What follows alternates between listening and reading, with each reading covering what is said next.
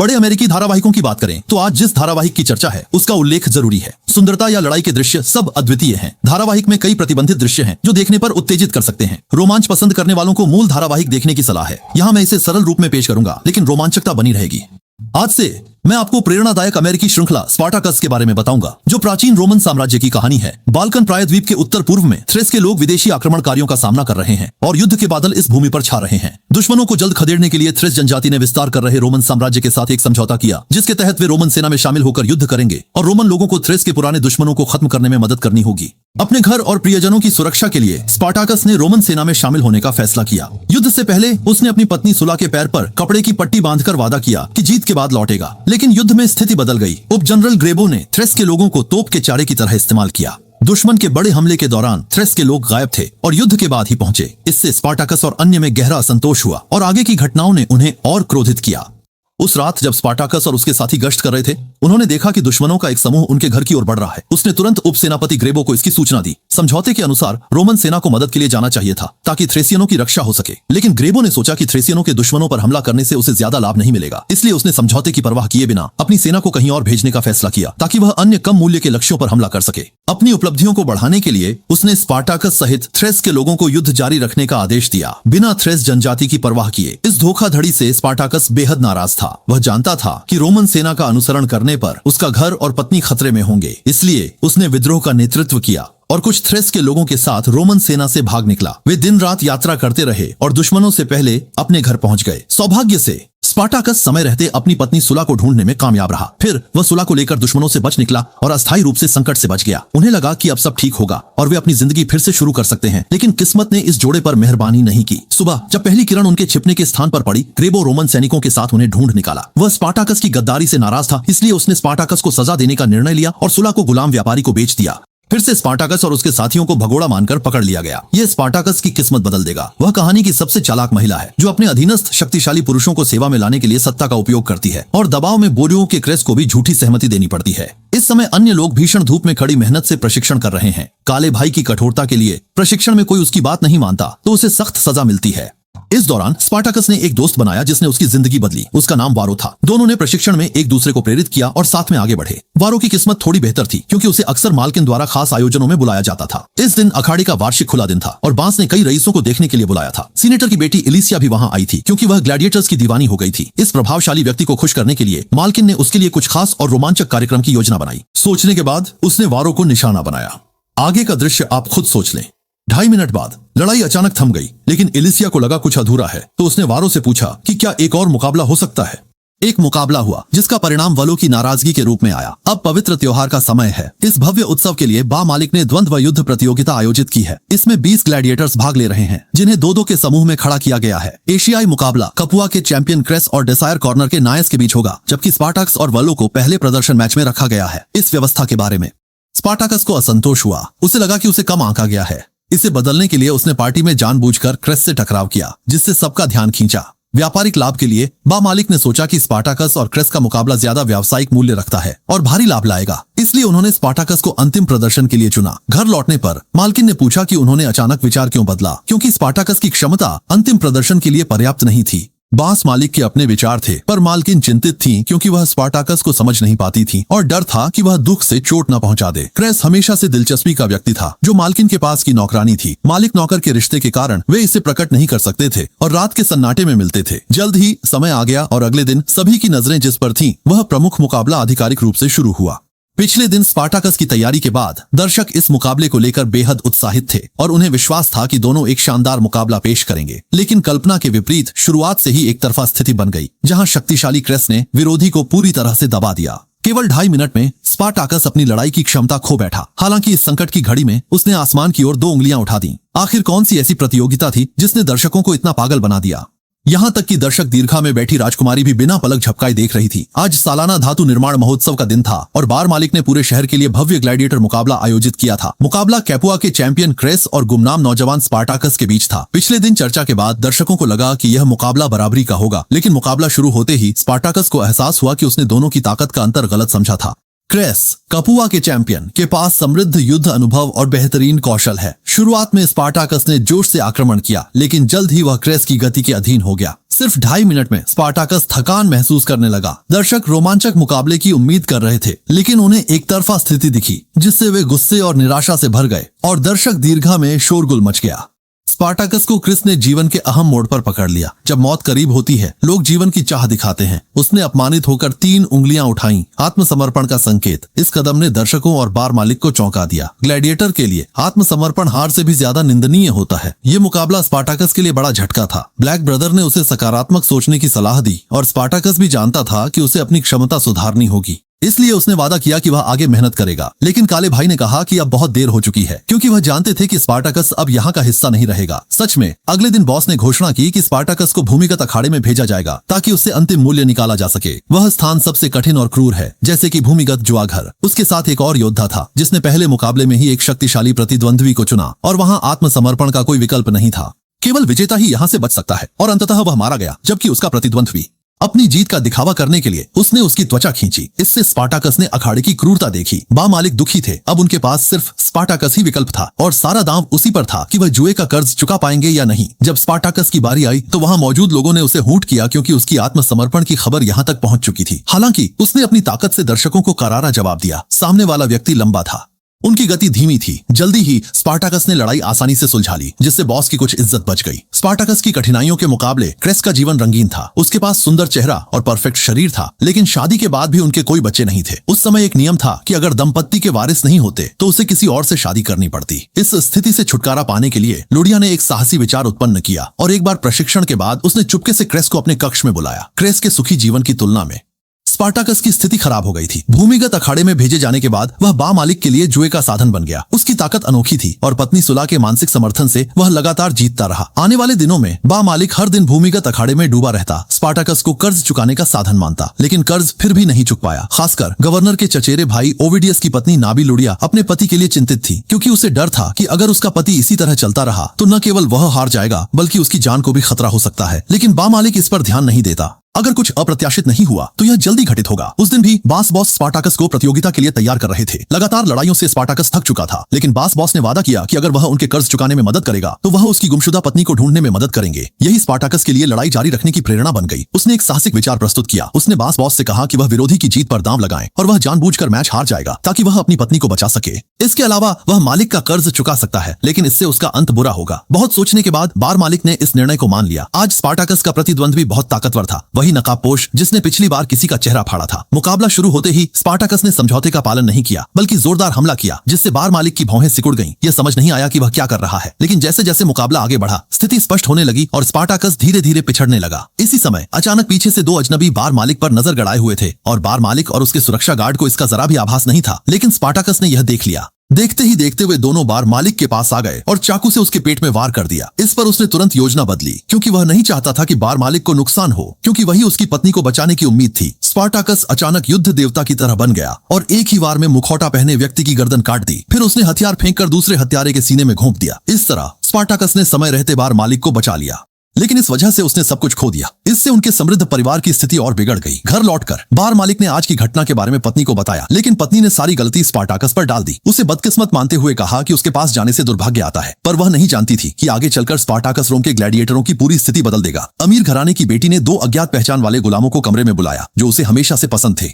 उसी दिन उसने मालिक की महिला मित्र क्लेरस को चुन लिया। इससे मालिक की पत्नी असंतुष्ट हुई, लेकिन लड़की के प्रभावशाली परिवार के कारण उसने इसे अनिच्छा से स्वीकारा। यह थोड़े समय तक चला, लेकिन अंततः पत्नी इसे सहन नहीं कर सकी और एलिसिया को रोक दिया, क्योंकि क्लेरस के साथ कुछ होने वाला था। क्रेस के सामने जीवन मृत्यु की लड़ाई है। यह अहम पल है। पिछले एपिसोड में बताया गया था कि बास साहब पर भूमिगत अखाड़े में हत्या का प्रयास हुआ था। इसके बाद से वह असली अपराधी की खोज में लगे थे। उन्होंने अपने आदमियों को जांच के लिए भेजा और आखिरकार कुछ सुराग मिला। जब बास साहब पूछताछ करने वाले थे, तभी नगर के प्रशासक आ गए और उनके साथ बास साहब के प्रतिद्वंद्वी भी थे। एक अन्य अखाड़ा मालिक सोरोनिस ने बास साहब को बताया कि वे नगर के निवासियों के लिए भव्य आयोजन की तैयारी कर रहे हैं। दोनों अखाड़ों ने योद्धा चुने। सोरोनिस चाहता था कि बार मालिक की ओर से स्पार्टाकस और क्रेस लड़ें, जबकि उसकी ओर से टाइकल्स, जिसे मृत्यु की छाया कहा जाता है, उतारा जाएगा। बार मालिक हैरान था, क्योंकि अफवाह थी कि मृत्यु की छाया की ताकत बहुत जबरदस्त है और मुकाबले में सिर्फ एक ही जीवित रह सकता है। लेकिन प्रशासनिक अधिकारी के सामने वह विरोध नहीं कर सका, इसलिए उसने सहमति दे दी और अधिकारी को विदा किया। बार मालिक ने तुरंत पकड़े गए व्यक्ति से सख्ती से पूछताछ की और पता चला कि इस साजिश के पीछे का मास्टरमाइंड प्रशासनिक अधिकारी का चचेरा भाई ओविडियस है। दोनों के बीच पहले से ही मतभेद थे, अब इसे खत्म करने का समय है। स्पार्टाकस ने बार मालिक की जान बचाई तो उसे फिर से अखाड़े में भेजा गया। लौटने के बाद के दिन उसके लिए आसान नहीं थे, साथ ही उसे तिरस्कार की नजर से देखते थे और प्रशिक्षण में उसे परेशान किया गया। स्पार्टाकस अपनी पत्नी को बचाने के लिए यह सब सहन कर रहा था। जल्द ही बार मालिक ने बाकी समारोह की बातें बताई और जब पता चला कि उसे क्रेस के साथ मिलकर एक शक्तिशाली दुश्मन का सामना करना है तो स्पार्टाकस का मन पहले इसे स्वीकारने से मना कर रहा था।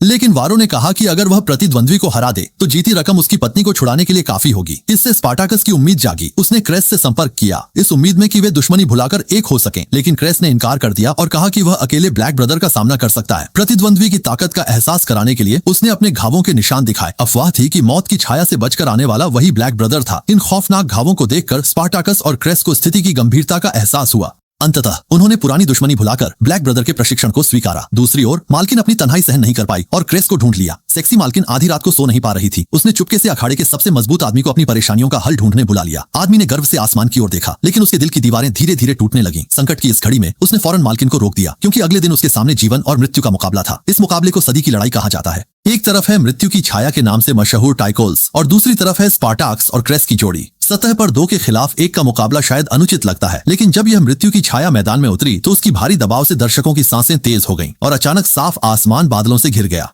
ये छोटे शहर के लोगों के लिए बड़ी खुशी है, क्योंकि ये जगह सालों से सूखे से जूझ रही है। अगर भारी बारिश होती है तो ये उनके लिए भगवान की कृपा होगी, लेकिन ये बादल स्पार्टाकस और क्रेस के लिए अलग अर्थ रखते हैं। जैसे ही गवर्नर ने आदेश दिया, मुकाबला शुरू हो गया। मौत की छाया का नाम उसके व्यक्तित्व को दर्शाता है। उसके हर कदम में खतरनाक आभा थी, लेकिन मुकाबले में वह कागजी शेर की तरह था, बाहर से मजबूत लेकिन अंदर से कमजोर। उसकी शक्ति प्रबल थी, लेकिन हरकतें धीमी और कमजोरियां थीं। कुछ ही राउंड में स्पार्टाकस और क्रेस ने मिलकर मौत की छाया को गिरा दिया। इस दृश्य पर दोनों को विश्वास नहीं हो रहा था। उन्होंने हेलमेट उतारा और जीत की खुशी दिखाई, लेकिन जब वे जीत में मग्न थे तो अचानक अखाड़ा शांत हो गया। जब दोनों ने पीछे देखा तो पाया कि मौत की छाया, जो लगभग बेहोश थी, फिर से खड़ी हो गई थी और उसके साथ उसकी प्रबल जागृति भी। तभी आकाश में बिजली कड़की और मृत्यु की छाया ने असली ताकत दिखानी शुरू की। ताकत दिखाते हुए वह तेजी से दौड़ा और उसकी हरकतें पहले से ज्यादा फुर्तीली हो गईं। इस बदलाव से दोनों चौंक गए और युद्ध का मोर्चा जल्दी ही पलट गया। सबसे बड़ा खतरा तब आया जब क्रेस स्पार्टाकस से नाराज हो गया कि वह रास्ते में आ रहा है। उसने साथी को धक्का दिया और अकेले ही मृत्यु की छाया की ओर बढ़ा। उसने सही समय पर वार किया और तलवार को मृत्यु की छाया के शरीर में घोंप दिया, लेकिन घातक चोट नहीं पहुंची। मृत्यु की छाया ने क्रेस की ओर सिर से टक्कर मारी। उसने पेट से तलवार खींचकर क्रेस पर वार किया। अब तक जीवित और चंचल क्रेस अचानक जीवन मृत्यु के बीच झूलने लगा। इस समय स्पार्टाकस ने ढाल पर पैर रखकर युद्ध में प्रवेश किया। शक्ति में अंतर था, लेकिन चपलता से वह बचाव कर रहा था। इसी समय अंतिम सांसें गिन रहे क्रेस ने देखा कि सूर्य की रोशनी से टकराकर हेलमेट से चमकदार रोशनी निकल रही है। तो उसने पूरी ताकत से जमीन पर पड़ा हेलमेट उठाया और सूरज की रोशनी को मौत की छाया के चेहरे पर परावर्तित कर दिया। स्पार्टाकस ने मौका देखा, पलटी मारकर गिरी तलवार उठाई और फिर मौत की छाया के शरीर में घोंप दी। फिर उसने दो तलवारों से छाया का सिर काट दिया। छाया के गिरते ही अचानक मूसलाधार बारिश शुरू हो गई और कपुआ में बहुप्रतीक्षित वर्षा हो गई। इस लड़ाई के बाद स्पार्टाकस तुरंत प्रसिद्ध हो गया और कपुआ का नया युद्ध देवता बन गया। हालांकि सतह पर युद्ध का धुआं खत्म होता दिख रहा था, लेकिन छुपे खतरे अभी भी समाप्त नहीं हुए थे, ताकि जनरल की पत्नी खुश हो सके। मालकिन ने खास तौर पर नए गुलाम खरीदे ताकि चुन सके। एलिसिया का चयन तरीका सरल था। उसने देखा और सबसे विकसित निचले अंगों वाले गॉल सेगविस को चुना। कितना विकसित है, ये मूल फिल्म देखने वाले समझ सकते हैं। मीठे अनुभव के बाद एलिसिया ने यह खबर सहेलियों से साझा करने की सोची। मालकिन भी उत्साहित हुई, क्योंकि रोम के सबसे धनी व्यक्ति की चचेरी बहन एलिसिया की सहेली है और अगर उसे अपने पक्ष में किया जा सके, अपनी जिंदगी निश्चित रूप से ऊंचाई पर पहुंचेगी। इस तरह एक विचार चुपचाप मन में आया। दूसरी ओर कैपुआ के अखाड़े में भी बड़ा बदलाव हुआ। सदी के युद्ध के बाद स्पार्टाकस नए कैपुआ युद्ध देवता बन गए, जबकि घायल क्रेस धीरे धीरे अपने पद से गिर गए। उस दिन भोजन के समय क्रेस ने नए दासों को सबक सिखाने का सोचा और उनका खाना जमीन पर फेंक दिया, लेकिन स्पार्टाकस ने उसे रोक दिया। उन्होंने इशारा किया कि अब कैपुआ के युद्ध देवता वही हैं। क्रेस को बहुत गुस्सा आया, लेकिन उसने चुप रहना ही उचित समझा। अशूर ने यह देखा और मौके का फायदा उठाते हुए विवाद को और बढ़ाने की कोशिश की। बार मालिक को हमेशा से संदेह था कि क्रेस चोट के बाद पूरी तरह ठीक नहीं हो पाएगा और उसके महंगे इलाज से वह असंतुष्ट था। अशूर ने सुझाव दिया कि क्रेस को जल्दी से बेच दिया जाए जब तक उसकी कुछ कीमत बनी हुई है। बार मालिक को यह सुझाव सही लगा। फिर अशूर को चुपके से खरीदार खोजने के लिए बाजार भेजा गया। यह सब दासी निविया ने सुन लिया। रात में उसने यह बात चुपके से क्रेस को बताई। सुनकर क्रेस को यकीन नहीं हुआ। उसने जीवन भर वफादारी से सेवा की थी और अब उसे बेचा जा रहा है। अपनी उपयोगिता साबित करने के लिए क्रेस ने हिम्मत जुटाई और स्पार्टाकस से मुकाबला करने की तैयारी की। हालांकि इस समय स्पार्टाकस की स्मरण शक्ति अद्वितीय थी, पहले से कहीं अधिक, जबकि क्रेस शारीरिक रूप से कमजोर था और कुछ ही राउंड में वह जमीन पर गिर गया। क्रेस का आत्मसम्मान उसे बार बार उठने को मजबूर करता रहा, पर वह बार बार गिरता रहा जब तक कि उठने की ताकत नहीं बची। स्पार्टाकस ने सबको चेताया कि कैपुआ के युद्ध देवता का सम्मान करें, वरना आज क्रेस है, कल कोई और होगा। जल्द ही इलिसिया अपनी सहेलियों संग कैपुआ के अखाड़े में पहुंची। मालिकनी ने उनका गर्मजोशी से स्वागत किया और घर की सबसे कीमती शराब भी पेश की, पर साफ था कि सहेलियां शराब के लिए नहीं आई थीं। जब सुना कि इलिसिया ने कम पैसे में उच्च गुणवत्ता वाला दास ले लिया है, तो अन्य लोग भी उत्साहित हो गए। लोग नए युद्ध देवता में रुचि रखते हैं, इसलिए वे मालिकिन से उसे बुलाने का आग्रह कर रहे हैं। इलिकिया स्पार्टाकस से नाराज है और उसकी बढ़ती लोकप्रियता सहन नहीं कर पा रही। उसने योजना बनाई। इस आदमी के पास असाधारण प्रतिभा है, और जैसे ही वह अखाड़े में आया, जनरल की पत्नी ने उसे देखा। इसी कारण वह जीवन की तेज रफ्तार में आ गई। कहानी है कि इलिकिया अपनी सहेलियों के साथ कैपुआ का अखाड़ा देखने आई। निवासियों ने स्पार्टाकस की तारीफ की, जिससे इलिसिया नाराज हो गया और उसे परेशान करने का निर्णय लिया। उसने कहा कि अफवाह है कि युद्ध देवता के खून में शक्ति होती है, इसलिए वह सत्यापित करना चाहता था। इलिसिया ने कुल्हाड़ा उठाकर स्पार्टाकस के सीने पर घाव कर खून प्याले में इकट्ठा किया। फिर भी वह नहीं रुका और ताना मारा कि स्पार्टाकस बेघर कुत्ते जैसा है और उसे कैपुआ का युद्ध देवता बनने का कोई हक नहीं। स्पार्टाकस ने बिना किसी झिझक के ग्रेबो की आलोचना की, यह कहते हुए कि वह महिलाओं और बच्चों को युद्ध में धकेलता है, जो कि अयोग्यता का कार्य है। इस पर इलिशिया कुछ समय के लिए चुप रही। लुडिया ने स्थिति को बिगड़ते हुए देख तुरंत पहरेदारों को रोक दिया, लेकिन दोस्तों की रुचि और बढ़ गई। लिसिनिया ने उत्सुकता से पूछा कि सच क्यों नहीं बोलने दिया जा रहा है। इस असहज स्थिति ने इलिशिया को निरुत्तर कर दिया और सभी लोग बिना किसी खुशी के चले गए। निया ने कहा कि वह फिर आएगी। इलिसिया के मन में बुरी भावना पनपने लगी कि वह अवज्ञा करने वालों को सबक सिखाएगा। उसी रात उसने मालिकिन से कहा कि नए गुलाम को उसके शयन कक्ष में लाया जाए, और उसने मददगार छवि पेश की। उसने गुप्त मिशन का आदेश दिया, जिसमें कहा कि वह गुलाम को छुड़ाने में मदद कर रहा है ताकि स्पार्टाकस को खत्म कर सके। जल्द ही जब स्पार्टाकस स्नानागार में था, सेग्विस ने पीछे से उसे जकड़ लिया। एक पल के लिए स्पार्टाकस को लगा जैसे उसकी सांसें रुक गई हैं। वह पूरी कोशिश से संघर्ष कर रहा था, लेकिन कोई फायदा नहीं हुआ। जब उसे लगा कि उसकी जान खतरे में है, तभी मालिक की सेवा कर चुके क्रेस ने लड़ाई की आवाज सुनी। क्रेस गंभीर रूप से घायल था, लेकिन नए व्यक्ति से निपटने में सक्षम था और जल्द ही उसे काबू कर लिया। इस घटना को सुनकर बार मालिक गुस्से में था। उसने तुरंत समझ लिया कि यह इलिसिया की चाल है। इलिसिया हमेशा स्पार्टाकस से नाराज था, और जब स्पार्टाकस ने उसे सबके सामने अपमानित किया तो वह इसे भूल नहीं सका। इस वक्त इलिसिया जल्दी से वहां पहुंचा तमाशा देखने। जब उसने सुना कि स्पार्टाकस सुरक्षित है, तो उसके चेहरे पर निराशा छा गई, लेकिन समझदार बार मालिक ने कुछ नहीं कहा। भविष्य में ऐसी घटनाओं को रोकने के लिए बार मालिक ने सेग्विस को कड़ी सजा दी और उसके अपराध के उपकरण जब्त कर ली। इलिसिया ने जब स्पार्टाकस को जीवंत देखा तो उसके मन में गुस्सा भर गया और उसने तय किया कि वह स्पार्टाकस को सबक सिखाएगा, और सबक जल्द आएगा। अगला एपिसोड शो का अहम पल लाएगा। आज हम आपको दुनिया की दूसरी सबसे लोकप्रिय अमेरिकी टीवी श्रृंखला स्पार्टाकस से जोड़ रहे हैं, जो जल्द ही पहले सीजन के मुख्य हिस्से में प्रवेश करेगा। निया ने अखाड़ा ढूंढ लिया है और मालिकिन चाहती हैं कि वह नए युद्ध देवता स्पार्टाकस के साथ एक रात बिताएं, लेकिन अपनी पहचान छुपाना चाहती हैं, इसलिए उन्होंने मुखौटा युद्ध की व्यवस्था करने को कहा। मालिकिन ने तुरंत सहमति दी, लेकिन चिंता थी कि स्पार्टाकस के पकड़े जाने के बाद से उसने किसी महिला से संपर्क नहीं किया है और वह लिसिनिया की जरूरतों को पूरा नहीं कर पाएगा। इसलिए उन्होंने नई दासी मीरा को उसकी स्थिति बहाल करने में मदद के लिए भेजा, लेकिन स्पार्टाकस ने उसे बेरहमी से मना कर दिया। जल्दी कुछ नहीं कर पाई और बाहर निकाल दी गई। दूसरी ओर इलिसिया को सहेली लिसिनिया की योजना का पता चला और जलन में उसने भी एक शर्मनाक मुखौटा युद्ध में शामिल होने की इच्छा जताई, लेकिन उसकी शर्त थी कि वह पूर्व युद्ध देवता क्रेस के साथ हो। यह सुनकर लुडिया का चेहरा बदल गया, क्योंकि क्रेस उसका प्रेमी था और इलिसिया को भी यह पता था, जो उसके लिए चुनौती थी। लुडिया इलिसिया के चैन से नाराज थी। वह किसी को अपनी सीमा छूने नहीं दे सकती थी। बदला लेने के लिए मालिकिन ने योजना बनाई और जल्द ही युद्ध शुरू होने वाला था। स्पार्टाकस अपोलो का मुखौटा पहने था और उसका शरीर सोने के पाउडर से ढका था। इसी समय एक और महिला भी मुखौटा पहने धीरे धीरे आ रही थी, लेकिन जब दोनों आनंद ले रहे थे, तभी लुडिया लिसिनिया को लेकर अचानक प्रकट हुई। इस समय दोनों स्तब्ध रह गए और उन्होंने एक दूसरे की असली पहचान देखी। असल में वह महिला इलिसिया थी और यह सब मालिकिन की चाल थी। स्पार्टाकस गुस्से में आकर इलिसिया का गला दबाने लगा। वहां का माहौल कुछ समय के लिए बहुत अराजक हो गया था और मालिकिन ने तुरंत सुरक्षा बुलाकर दोनों को अलग किया। लिसिनिया ने इलिसिया का मजाक उड़ाया कि अगर यह बाहर फैला तो बड़ा मजाक बन जाएगा। इलिसिया शर्मिंदा और गुस्से में थी और पास खड़ी मालिकिन भी आग में घी डाल रही थी, जिससे इलिसिया का धैर्य टूट रहा था। अंततः उसका गुस्सा चरम पर पहुंच गया। उसने पागलपन में लिसिनिया के सिर को जमीन पर इतनी जोर से मारा कि उसकी मौके पर ही मौत हो गई। इस घटना ने इलिसिया की मानसिक स्थिति को और कमजोर कर दिया और वह पूरे दिन अखाड़े में छिपी रहती थी, बाहर जाने की हिम्मत नहीं कर पाती थी।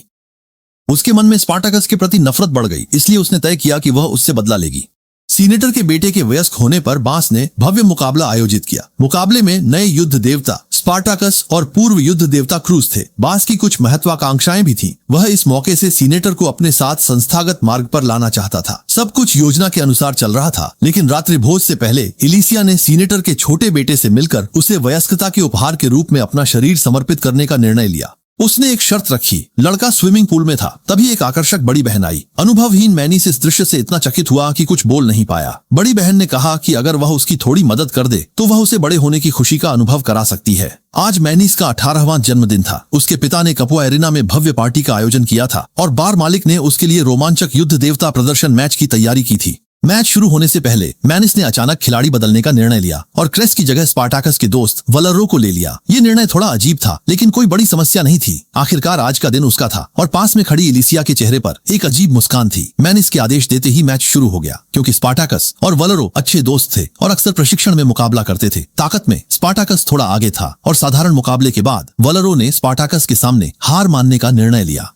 आज रात मैनिस के निर्णय से सभी चौंक गए। मैनिस ने वॉलरो के आत्मसमर्पण को अस्वीकार कर स्पार्टाकस को वालरोबा को मारने का आदेश दिया। मालिक ने कहा कि यह सिर्फ एक प्रदर्शन मैच है, जीवन मरण का नहीं। लेकिन मैनिस ने इलिसिया के प्रभाव में अधिकारी को हटाने पर जोर दिया और बार मालिक से इसे लागू करने को कहा। स्पार्टाकस अपने दोस्त के खिलाफ सहमत नहीं था, लेकिन बार मालिक दबाव में स्पार्टाकस को तुरंत निष्पादित करने के लिए मजबूर कर दिया और सुरक्षा तैयार रखी। इस समय इलिसिया के चेहरे पर संतोष की मुस्कान थी, क्योंकि यही उसका उद्देश्य था। जल्दी ही 4 सुरक्षा गार्ड मंच पर आ गए, हत्या के लिए तैयार। वालो की आंखों में निराशा थी। अपने मित्र को बचाने के लिए उसने निर्णय स्वीकार कर लिया। वालो ने जमीन पर पकड़ बनाई और तलवार को अपने शरीर में गहरा ढंसा दिया। इस तरह स्पार्टाकस ने अपने मित्र को गिरते देखा और बार मालिक की स्थिति भी अच्छी नहीं थी, लेकिन रात्रि भोज सफलतापूर्वक समाप्त हुआ। उसने अधिकारी से मिला और अपनी राय साझा की। उम्मीद थी कि अधिकारी के नेतृत्व में करियर में आगे बढ़ेगा, लेकिन अधिकारी ने उसका मजाक उड़ाया। कहा कि बास साहब अच्छे व्यापारी हैं। इस वाक्य ने बा मालिक के दिल को गहरा आघात दिया, जैसे चाकू चुभा हो। उसने न सिर्फ अपने प्रिय वालों को खोया, बल्कि प्रशासनिक अधिकारी से अस्वीकार और उपहास का सामना किया, जिससे वह बेहद क्रोधित था। दूसरी ओर वालों की मौत ने स्पार्टाकस को अंदर से तोड़ दिया। वह अपने पिंजरे जैसे कमरे में लौट आया और दीवारों पर अपनी नाराजगी व्यक्त करने लगा। इन घटनाओं के बाद स्पार्टाकस ने सोचना शुरू किया कि क्या उसे इस निर्दयी भाग्य के खिलाफ विद्रोह करना चाहिए। आज हम आपको दुनिया के दूसरे सबसे लोकप्रिय अमेरिकी टीवी शो स्पार्टाकस के बारे में बताते हैं। इस शो की गहरी छाप इसके दृश्य प्रभावों से नहीं, बल्कि इसकी उच्च कलात्मकता और पात्रों के बीच जटिल प्रेम और नफरत के रिश्तों से पड़ती है।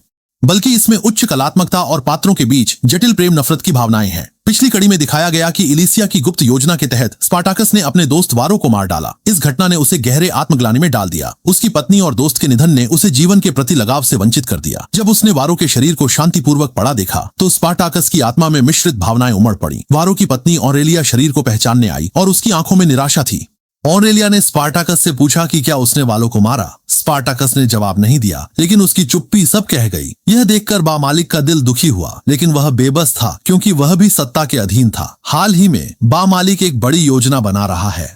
उसने सच में अधिकारी को पकड़कर सीवर में बंद कर दिया, क्योंकि पिछले रात्रिभोज में अधिकारी ने उसकी निर्दयता का मजाक उड़ाया था, जिससे वह अपना संयम खो बैठा। वह चाहता था कि अधिकारी उसकी भयानकता समझे। इसके बाद बार मालिक ने स्पार्टाकस को बुलाया और बताया कि एक महत्वपूर्ण मुकाबला है जिसमें उसे भाग लेना है और मुकाबले से मिलने वाला इनाम वरो के परिवार को दिया जाएगा। ये सुनकर स्पार्टाकस ने तुरंत हामी भर दी। बार मालिक ने उसकी वफादारी की तारीफ की। हालांकि इस कदम से अन्य योद्धाओं में नाराजगी हुई। उसने सच में अपने भाई को मारा और फिर भी जीने की हिम्मत करता है। स्पार्टाकस ने गुस्से में कहा, अगर मैं भी मर गया तो वरो की पत्नी की देखभाल कौन करेगा। इसने शोरगुल वाले विश्राम कक्ष को पल भर के लिए शांत कर दिया। पिछले एपिसोड में वरो के साथ द्वंद्व युद्ध में स्पार्टाकस को अनजाने में चोट लग गई थी और आंतरिक दुख से उसकी शारीरिक और मानसिक स्थिति खराब हो गई थी। इससे उसके निचले पेट का घाव ठीक नहीं हो पाया और संक्रमण हो गया। प्रशिक्षण के दौरान वह तलवार तक नहीं उठा पा रहा था। इतना ही नहीं, स्पार्टाकस को मतिभ्रम भी होने लगे। ऐसा लग रहा था कि वालरो और उसकी पत्नी सुला उसके सामने ही है। बिगड़ती बीमारी ने स्पार्टाकस के स्वास्थ्य पर गंभीर असर डाला। दासी मीरा, जो बॉस के आदेश पर उसकी देखभाल करने आई थी, ने भी उसके सड़ते घाव को देखा। लेकिन इस समय सभी की नजरें पोम्पेई की लड़ाई पर हैं और उसकी शारीरिक स्थिति प्रतियोगिता की आवश्यकताओं को पूरा नहीं कर पा रही। सोच विचार के बाद बॉस ने स्पार्टाकस की जगह क्रेस को मैदान में उतारने का निर्णय लिया और क्रेस ने भी उम्मीदों पर खरा उतरते हुए अपनी वापसी के पहले ही मुकाबले में एक शक्तिशाली दुश्मन का सामना किया। उसने फिर से चैंपियन का गौरव पाया और सबको दिखा दिया कि वह अब भी अखाड़े का राजा है। दूसरी तरफ घायल स्पार्टाकस ने अचानक एक रहस्य जाना। असल में उसकी पत्नी की मौत बाहर नहीं हुई थी, बल्कि उसके नेता बॉस ने उसे मारने के लिए आदमी भेजा था। यह बात ऊंट की कमर तोड़ने वाला आखिरी तिनका साबित हुई। स्पार्टाकस ने बदले की राह पकड़ ली। आज हम आपको दुनिया की दूसरी सबसे लोकप्रिय टीवी सीरीज स्पार्टाकस की एक और कड़ी दिखाते हैं। इस कड़ी में आप देखेंगे चालाक आदमी अशुर को। यह कैसे समाज के निचले स्तर से उठकर सुंदरता को पाया। यह कहानी कुछ दिन पहले शुरू हुई। बास साहब ने पागलपन में अधिकारी को गुप्त रूप से कैद कर दिया और अशुर को देखभाल का कहा, लेकिन अशुर ने यह बात बास साहब के दुश्मन सोरोनिस को बता दी। सोरोनिस हमेशा बास साहब को गिराना चाहता था और अब उसे मौका मिला तो कैसे छोड़ता। दोनों भूमिगत सुरंग में पहुंचे। सोरोनिस ने अधिकारी को चाकू से खोलने की कोशिश की, तभी बाहर से शोर हुआ। अशुर को डर लगा कि वह पकड़ा जाएगा, इसलिए वह तुरंत चला गया। सोलोनी उसने अधिकारी को बचाने की कोशिश की, लेकिन पाया कि वह पहले ही मर चुका था। तभी बार मालिक और अधिकारी का बेटा वहां पहुंचे और यह दृश्य देखा। सोलोनिस ने समझाने की कोशिश की कि वह बचाने आया था, लेकिन जब उसने भीड़ में खुश होते हुए अशूर को देखा तो उसे समझ आया कि वह फंस गया है। बार मालिक को नाराज करने का नतीजा वह समझ सकता था। अब उसने अपने सबसे बड़े प्रतिद्वंदी को हरा दिया था, जिससे बार मालिक खुश था। इस षड्यंत्र में अशूर का बड़ा योगदान था, इसलिए बार मालिक ने उसे इनाम में एक दासी देने का निर्णय किया। अशूर को हमेशा क्रेस की याद आती थी, जिसने उसे नीचा दिखाया था। उसने मालिक की पत्नी की सेविका नीविया को पाने की इच्छा जताई। उस वक्त क्रेस को पता नहीं था कि उसके घर के उत्तरी हिस्से में नीविया के साथ गुपचुप समय बिता रहा था। जब दोनों की मुलाकात खत्म हुई तो नीविया ने देखा कि अशूर उसके कमरे में है। अशूर ने कोई बहाना नहीं बनाया और सीधे उसे मालिक के फैसले के बारे में बताया। उसने धमकी दी कि अगर वह उसकी बात नहीं मानेगी तो वह क्रेस के साथ उसके संबंधों का खुलासा कर देगा। नीविया अपनी गलती समझ गई और मजबूरी में मान गई। अगली सुबह अशूर खुशी से क्रेस के पास गया और अपनी उपलब्धियों का इशारों में बखान करने लगा, लेकिन सच्चाई से अनजान क्रेस को कुछ समझ नहीं आ रहा था। उसे नहीं पता था कि जिसे वह तुच्छ समझता था वही अब सफलता की ओर बढ़ चुका है। यह दिन अच्छा था क्योंकि ग्रेबो मेजर बार मालिक के अखाड़े को प्रायोजित करने की योजना बना रहे थे और यह सब इलिसिया की मध्यस्थता का परिणाम था। इसलिए सुबह से ही बार मालिक ने ग्रेबो मेजर का स्वागत करने के लिए पूरी ऊर्जा से तैयारी की। लेकिन वास्तव में ग्रेबो ने बार मालिक को ज्यादा महत्व नहीं दिया और उनके अधीन एक प्रमुख योद्धा स्पार्टाकस भी था। ग्रेबो ने अपने 8 जापानी योद्धाओं को स्पार्टाकस के खिलाफ चुनौती दी ताकि कैपुआ के युद्ध देवता की क्षमता देखी जा सके। मुकाबले का नतीजा चौंकाने वाला था क्योंकि स्पार्टाकस ने अकेले ही 8 को हरा दिया, जिससे बामालिक गर्वित हुए। इसी बीच भीड़ में से अशूर नीविया के पास गया और क्रेस के सामने नीविया से छेड़छाड़ करने लगा। अपने प्रिय का अपमान देख क्रेस इसे सहन नहीं कर सका। वह दौड़कर गया और अशूर को गिरा दिया और इसी के साथ मालिकिन के नेतृत्व में त्रिकोण का पर्दाफाश हो गया। मालिकिन पूरे दिन प्यार में डूबी रहती थी। वह सोचती थी कि वह अपने प्रेमी क्रिस के साथ एक बच्चे की मां बन सकेगी, लेकिन एक दुर्घटना से उसे पता चला कि क्रिस के दिल में उसके लिए कोई भावना नहीं है और वह उसकी दासी के साथ जीवन भर के लिए बंध चुका है। मालिकिन के दिल में गुस्से की आग धीरे धीरे जलने लगी और उसने सारा गुस्सा नीविया पर निकाल दिया।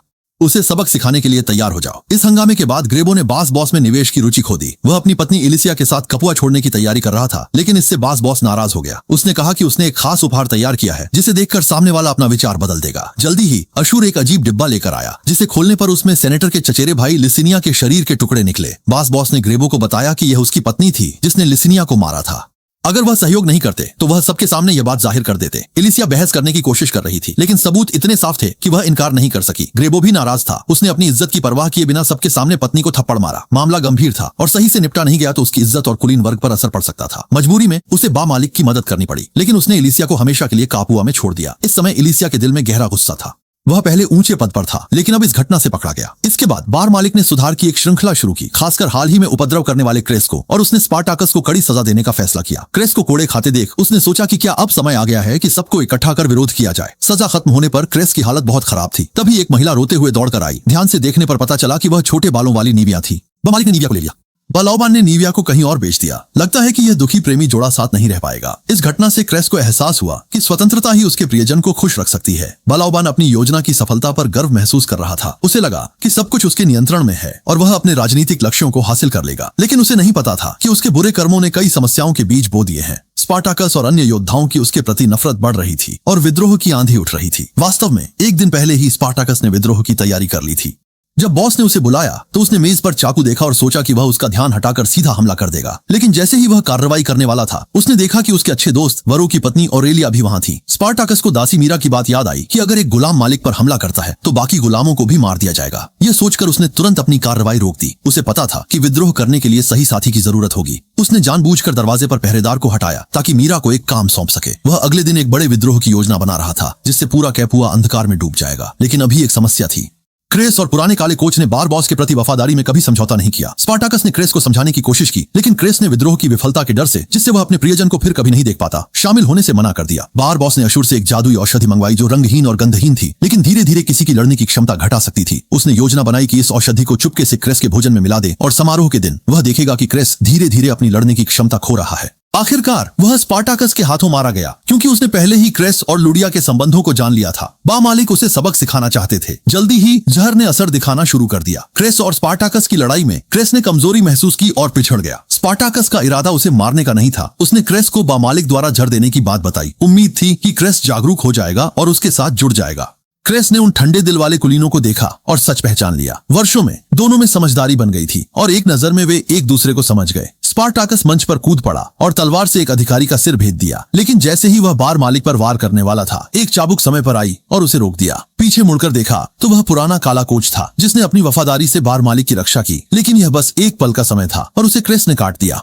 क्रेस की गर्जना के साथ ही गुलाम जाग उठे। वे पागलों की तरह अधिकारियों की ओर दौड़े। कपुआ का अखाड़ा अराजकता में था और बा साहब अधिकारियों को सांत्वना देने की कोशिश कर रहे थे कि सुरक्षा अभेद्य है, लेकिन अगले ही क्षण गुलाम दासी मीरा की मदद से हॉल में घुस आए और दृश्य नर्क जैसा हो गया। इस समय इलिसिया को खतरे का आभास हुआ और वह पिछले दरवाजे से निकल गई और उसने गार्ड को आदेश दिया कि दरवाजा तुरंत बंद कर दें और किसी को बाहर न जाने दें, यहाँ तक कि उसकी सहेली भी अंदर ही बंद रह गई। यह नरसंहार कई घंटों तक चला और बार मालिक व उनकी पत्नी समेत सभी अधिकारी कपुआ में मारे गए। इस प्रकार स्पार्टाकस ने अपनी पत्नी और अच्छे भाई का बदला लिया। वह हॉल के केंद्र में खड़ा हुआ, आशा करता कि सभी लोग एकजुट होकर रोम के अत्याचार को समाप्त करें और स्वतंत्रता के लिए लड़ें। यही इतिहास में प्रसिद्ध दास विद्रोह है। इस प्रकार स्पार्टाकस का पहला सीजन ब्लड एंड सैंड समाप्त होता है, लेकिन रोमांचक कहानी अभी खत्म नहीं हुई।